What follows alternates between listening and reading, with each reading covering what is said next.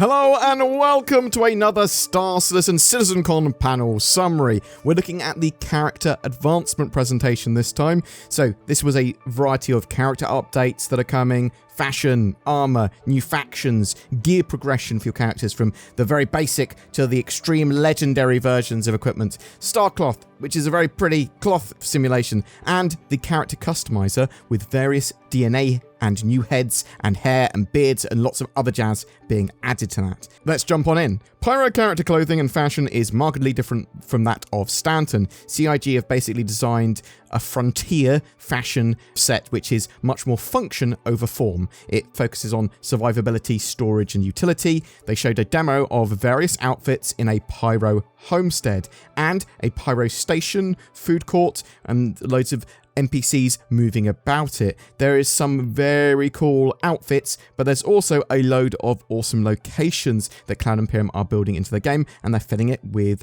appropriate NPCs that have clothing that is associated to their job function and what they'd have access to in that system. Now you're going to see all of these when you play the Pyro Playground. A lot of people are going to be getting access to that Pyro build from the 31st of October, and it will go out to more and more thereafter. They talked about customization of your character and modular storage options as being one of these things. So they showed a Pyro outpost hab and various bags and pouches that you can just attach to your character like armor for storage. But you can go, bam, I want a pouch on my belt, a pouch on my arms, pouches on my legs, and then you can store ammo and equipment in them. There are various extreme weather costumes for radiation, heat, and cold, any of the hazards that you might face in the verse.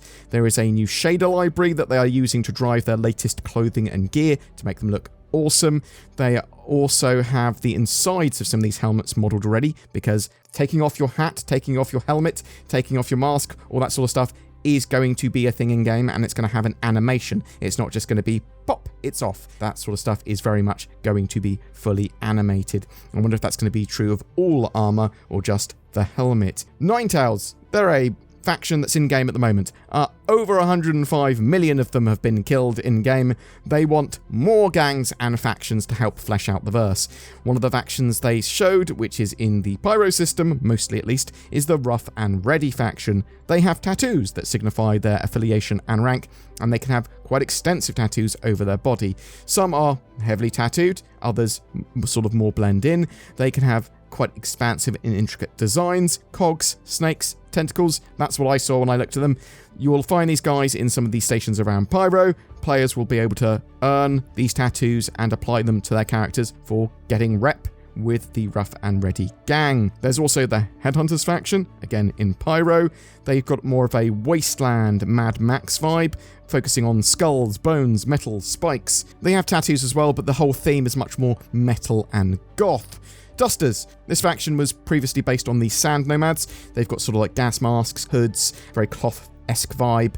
It's to protect them from sand and sandstorms. If you earn the trust of a faction, if you do a load of missions for a faction, you will potentially progress from the ability to equip their common gear and then all the way up to legendary gear. Either you'll be able to buy it, you'll get it as rewarded as like mission items, and that gear will obviously be cool looking, but also give you some effects. There is armor for combat, there's specialist armor, utility armor, support armor. This will allow you to have your chosen role or play style, and then go, bam, I've got appropriate armor that allows me to do that better. Obviously, some of these armors will have negatives too. Heavy armor won't be great when piloting a ship, for example. Support armor might not be the best in combat, or they're all going to have positives and negatives. Hygiene is something that's going to be very much in game. You will need to wash yourself, otherwise you'll effectively have lower health. You can be susceptible to disease and nasty comments. Blood, sweat, tears, dirt, they are all going to be shown on a character.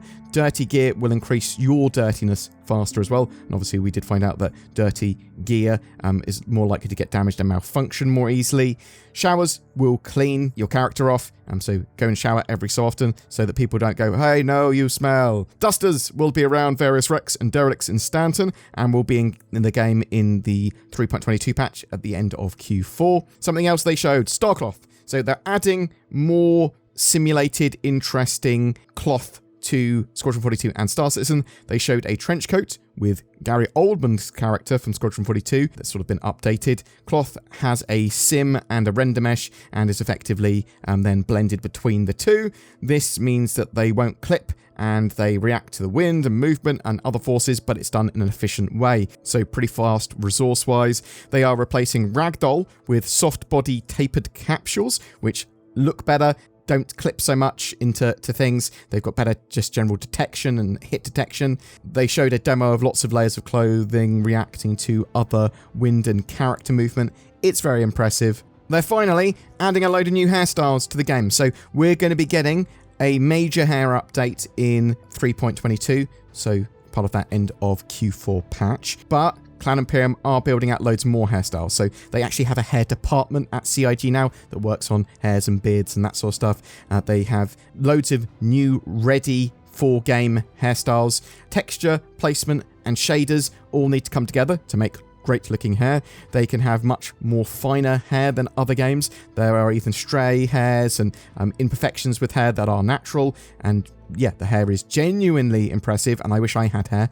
They showed a range of realistic hair colours and then dyes for some long hair, and even just sort of dyed tips and things like that you can do. Hair placement is actually defined by this sort of 2D image which wraps around and then sort of goes, and this is how the hair looks. So this adds a ton of variety and detail, but also it isn't expensive resource-wise. You want hairstyles? You basically got them. They're going to be adding various exotic hairstyles as well, including more braided and dread-based hair. They've made 75 hairstyles in the last 6 months, and they're going to be replacing all of the current hairstyles we have with the new ones, including much better ones for longer hair. Really looking forward to that.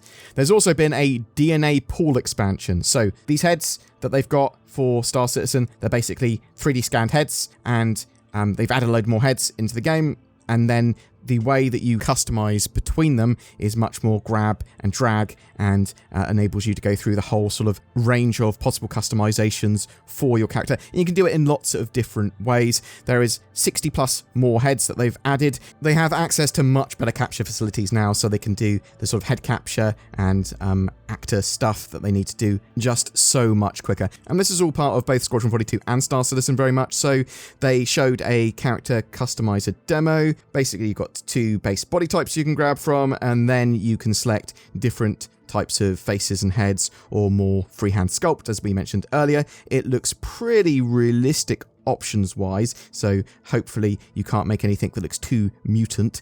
And you can change skin tone, texture, complexion. You have a huge range of eye color. There is a makeup layer, tons of hairstyles. Nothing is excluded from your sort of choices based on your body type options. So you can have beards if you want, and the beards look pretty good already. You can even select eyebrows and eyeliner, eyeshadow, lipstick, lip liner. There's tons of control with it, and they use this tool for creating all NPCs in the game. So expect to see them all get updates as we go on, and there'll just be more and more variety for NPCs. I do think that in 3.22, the end of year patch, once we actually get long hair on NPCs, that would actually be hugely impactful. You'll notice a lot more variety in those NPCs from that patch. Sean Tracy also confirmed some stuff on Spectrum after that. He said, "We do have a save feature. It's how we can move those characters into game very easily right now. We export internally something called a CHF file, which is ultimately a combination of the DNA string, which defines the geometry and blends, plus it adds all customization options applied, hair, eyes, colorings, etc. What we haven't done is put that in a UI, as it is a dev mode feature for our IMGUI interface at this second. We fully intend to ship this with a save, export, and better yet, share functionality. Just wanted to clear that up, and hopefully you can spread the word. In hindsight, I should have absolutely have mentioned this in the demo, and I apologize that I didn't. So you're able to save your character customization. So if in the future, if Star Citizen keeps on reselling or whatever, bam, you can just go copy paste. Here's my character again. Awesome. And even if you want to make a new character for some reason, you just want your offspring of your character, whatever, you can evolve them from the original save data. But yeah, we won't have to make our characters. We'll be able to share those with other people. We can try and make some famous looking people and stuff. Really interested to see what this will allow in the future Boom! That's your update for the character advancement panel and presentation. I am really interested to know what you thought of that. Are you excited for the new character customizer? And are you looking forward to new hairstyles, beards, that sort of stuff coming into the game, especially with 3.22, getting those new hairstyles? Really, really excited, quite genuinely. Do you think hygiene is just a bit annoying as a sort of feature, or do you think actually it adds to immersion? Oh yeah, it's something that you do need to actually think about. What do you think of the Rough and Ready faction? What about the advancement of armors and gear in the verse? Did you expect something like that? And are you looking forward to going, I actually want to do work with this faction and max out their stuff? What are your thoughts or questions? I'd love to hear from you in the comments below. Do you like using your eye holes for extra immersion in Star Citizen and help aim and do some cool stuff? Well, you can with Tobii Eye Tracker 5, which is on sale at the moment. This gives you native high-precision head and eye tracking in Star Citizen. Very cool for general immersion, for combat both in ship or on foot. They are absolutely fantastic pieces of kit, and both Zin and I have one. Use the links below to grab one for 15% off or to find out more. What the hell are you? It's nordvpn.com/BoredGamer, enabling you to minimize your presence on the internet, almost like a cloaking device. It also allows you to hunt out the best TV and movies and shopping deals by changing your region. It prevents big internet from gathering and using your personal data. There's even a data breach scanner and meshnet for your own remote private network included. When Zin asked, what's the Predator movie got to do with NordVPN or CitizenCon or Star Citizen, I said, what's any of our NordVPN ads got to do with anything? Grab yourself NordVPN in the links below for a seamless, secure internet experience. Every month we have a Star Citizen ship giveaway. For October 2023, we are giving away a Constellation Phoenix. This luxury multi-crew ship can be used as a mission runner, an explorer, a base of operations, and more. It comes with a luxury P-72 Archimedes snub, as well as the Lynx rover, allowing you to have on and off planet excursions. Just comment on any of my videos made during the month to be in for a chance of winning that. This is the bit of the video where I appeal to you to try and join the channel memberships and give us money. We have a load of you that are Patreons or have become YouTube channel members with the join button under my videos, and that goes a huge way in helping the channel and enabling us to make daily Star Citizen news entertainment. But there are a load of other ways to help us: liking, commenting, sharing these videos. That helps the channel grow. Thank you for watching to the end. Please get involved in the comments section, and I hope you have a great October.